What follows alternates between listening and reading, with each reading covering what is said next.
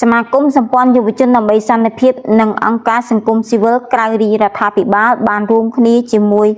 ព្រះគ្រូចៅអធិការលោកតាអាចារ្យដូនជីគណៈកម្មការវត្តបានចុះទៅសួរសុខទុក្ខនិងនាំយកអំណោយចែកជូនកងកម្លាំងជួរមុខដែលកំពុងបំពេញបេសកកម្មការពារបូរណភាពទឹកដី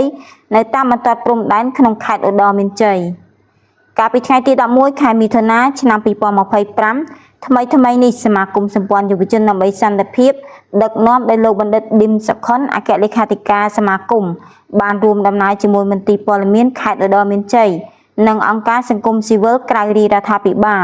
ព្រះចៅអធិការវត្តសូរិយាលោកតាអាចារ្យដូនជីគណៈកម្មការវត្ត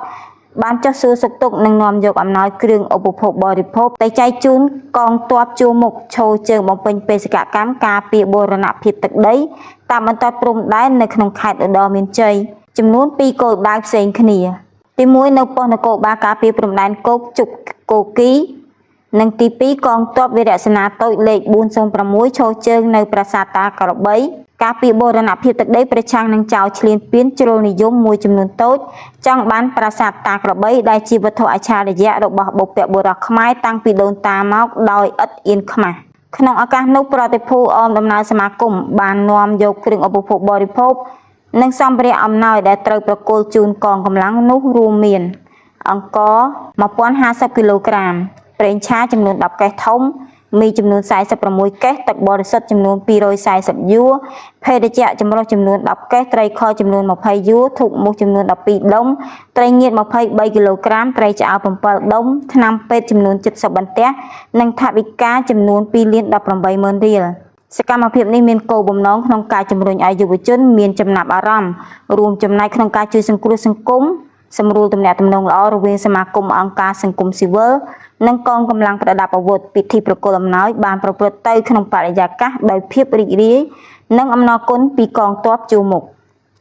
លោកបណ្ឌិតឌឹមសុខុនបានដឹកនាំប្រតិភូដែលចូលរួមជាពិសេសលោកស្រីរួមនឹងព្រះគ្រូចៅអធិការវត្តពុទ្ធភូមិជីដែនសមារាមជាម្ចាស់អំណោយទាំងអស់នៅក្នុងពេលនោះលោកបានថ្លែងថា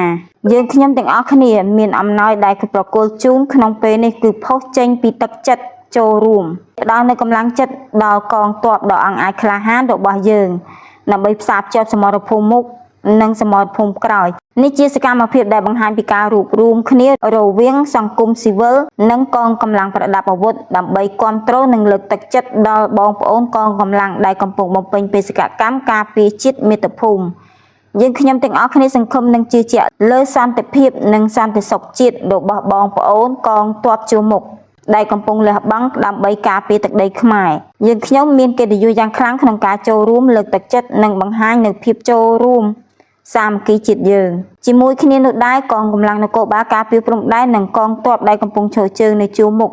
បានថ្លែងនូវអំណរគុណយ៉ាងជ្រាលជ្រៅជូនចំពោះឯកឧត្តមបណ្ឌិតប្រធានសមាគមនិងសហការីទាំងរាជធានីខេត្តក្រុងជាពិសេសសូមថ្លែងអំណរគុណដល់លោកស្រីជាម្ចាស់អំណោយដែលជានិច្ចកាលតែងតែគ្រប់គ្រងនិងលើកទឹកចិត្តដល់កងទ័ពជួរមុខកំពុងឈរជើងការពារបូរណភាពទឹកដីមិនអនុញ្ញាតឲ្យកងទ័ពចោរចូលឈ្លានពានមករំលោភលើទឹកដីខ្មែរនេះគឺជាកាយវិការដ៏ប្រពៃថ្លៃថ្លាផ្សារភ្ជាប់សមរភូមិមុខនិងសមរភូមិក្រោយកត្តាទាំងនេះបានជួយជំរុញលើកទឹកចិត្តដល់កងកម្លាំងជួរមុខឲ្យមានភាពមោះមុតក្លាហាននិងបំពេញភារកិច្ចបម្រើជាតិមាតុភូមិដោយមិនខ្លាចញញើតជាមួយនឹងខ្មាំងសត្រូវចោរឈ្លានពានទឹកដីជាពិសេសហ៊ានបូជាជីវិតដើម្បីការពារប្រទេសជាតិមាតុភូមិយើងឲ្យបានគង់វង្សតរៀងទៅ